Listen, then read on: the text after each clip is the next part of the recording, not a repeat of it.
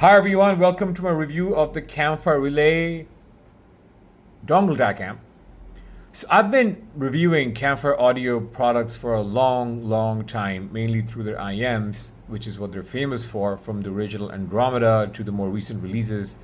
I feel like Campfire's house sound has transitioned from initially being the more airy type of sound associated with the Andromeda to now they're still airy, but they're somehow more girthy, more bassy, whether it's Astrolith or Supermoon or the revered trifecta. Now, when I saw them entering the portable DAC amp space, I really wanted to get one in because Campfire tends to never do things just because others are doing it. Their products tend to have a strong design identity, a strong sonic philosophy and identity, even if they don't please everyone. But they have their massive following. And people respect them like very few companies get respect. So I was very excited to bring this in, and I just want to summarize and tell you that this did not disappoint. This is a classic Campfire product.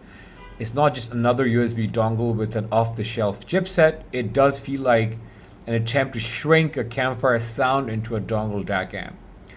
Okay, now the first thing that strikes you, this is not just a commodity dongle. Most dongles are functional but forgettable. Most of these are little black slabs with the logo. The relay, by contrast, feels purposeful. Its design is different. Its design is purposeful. The CNC aluminum chassis has a bit of heft and density. It's the kind of tactile assurance you associate with mid-tier DAPs instead of dongles. The transparent window, I feel like it of course shows off the circuitry, but it caters to that audiophile instinct of wanting to see the innards of a device. The controls are a differentiator, as you can tell. I find myself reaching for the controls even when I didn't need to adjust volume because it feels more real than a touchscreen slider. The inclusion of the dedicated playback buttons and 6 digital filters also set it apart. Connectivity is straightforward. It's got a USB-C in, it's got a 3.5 and a 4.4 balance out. It plays well with Android, with iOS, with Windows, with Mac OS. Without drivers, it's plug and play, and the build feels like you're using something more substantial than a dongle. And big kudos to Campfire for its build and design.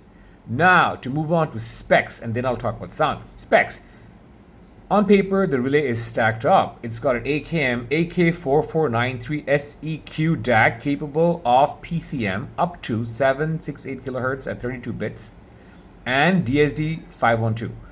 Output power is adequate. It's got 4 VRMS, so and also high and low gain modes. So of course you're not going to drive hard to drive planars like the Susvara or even the Aria with this, although this will drive the more recent editions of the Aria quite comfortably.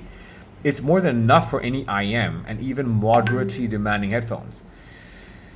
The real story, guys, isn't not in the numbers. It's in how Campfire has tuned this product. And that is something that I think is something that Campfire never, ever ignores. There's always a tuning, always an intentionality to what their products sound like. There's always a voicing. It's never something accidental. There's always something they're doing to add to their portfolio of sonic identities because they want to make music enjoyable and not turn your ear into a microscope. Now, for sound impressions, starting with bass, the bass has the Campfire DNA all over it.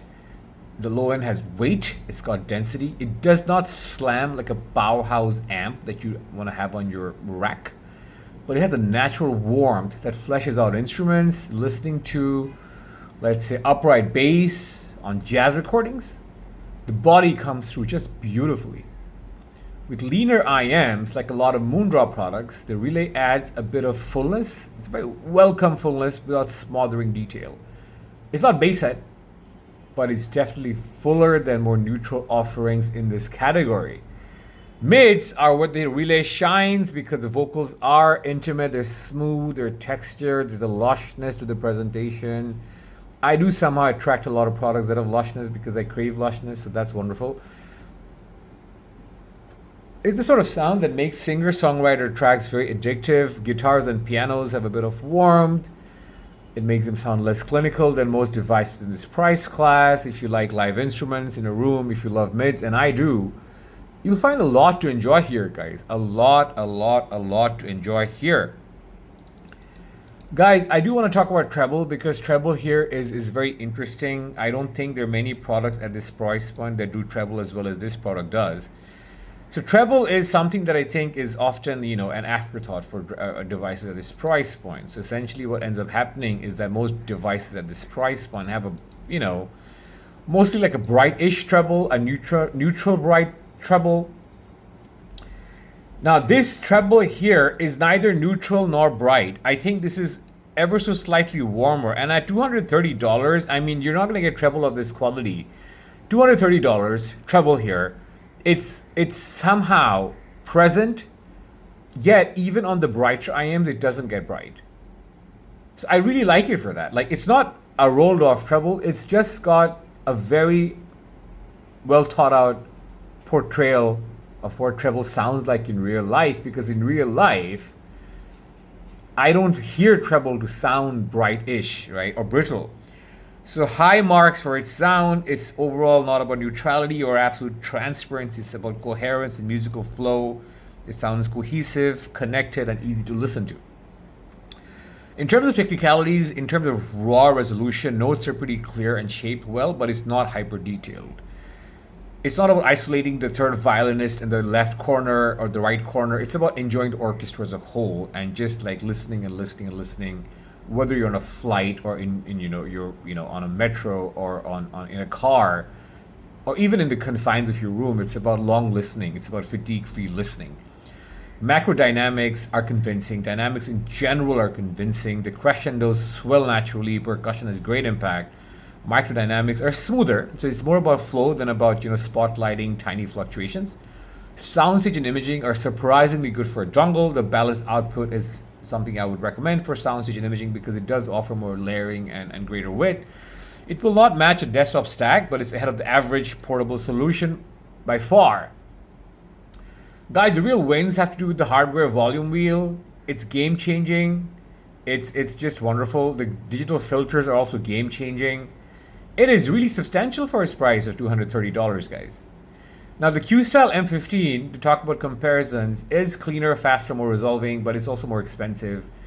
The Q-Style M15 is a better choice if you want neutrality and transparency, but if you want a little more human feeling, this is better. iFi Go Bar, it's packed with features like X-Space and X-Space, but it's bulkier, less elegant, and it's just thicker and perhaps not so natural sounding, the iFi Go Bar. The luxury and precision products are more neutral and technically sharper, but they're also more clinical. The relay is warmer, smoother, more forgiving, and a little more fatigue-free. Okay, just to conclude, guys, the Campfire relay is not trying to be the most powerful product, neither it's trying to be the more transparent product. It's just trying to bring Campfire's philosophy to a dongle form.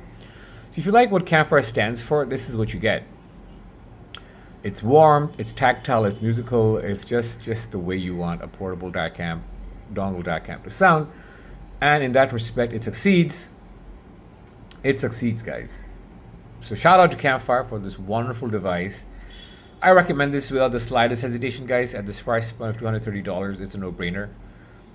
But of course, a lot depends on your pairing, your musical preferences, and all that. I do want to apologize for all the thumbprints here. It is what it is. Thank you for watching, guys, and stay tuned for the next one. Bye-bye.